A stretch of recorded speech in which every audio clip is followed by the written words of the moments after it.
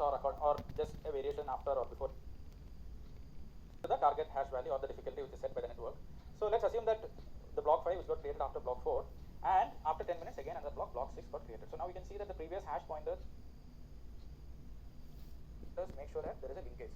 Now what is the advantage of this blockchain structure, chain of blocks? What is the advantage of storing data as a chain of blocks rather than a centralized database where it is just listed in a table?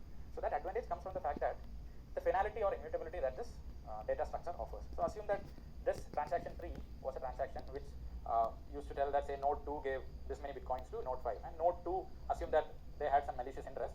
They want to come and edit this and wipe this out so that they get their money back in the wallet. Now can they do this? Just assume the possibility that node 3 is trying to change transaction 3 and edit it from the given value of 5 bitcoins to say 2 bitcoins.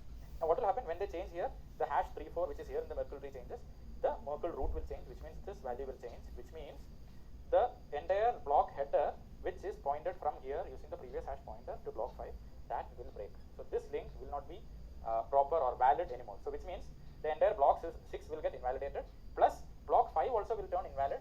Why? Because it's the nonce and the header hash will not satisfy the condition that it has to be less than the target value. So essentially block 5 and block 6 will get invalidated, which means that, and so like this, if you see here, node 3 has this chain, node 4 has this chain, node 5 has, node 6 has, node 7 has, and if node 3 is changing at its own ledger alone, then all other nodes will tell that no, your version is wrong, majority of us have a different version, so go back to the original version or this node will get invalidated.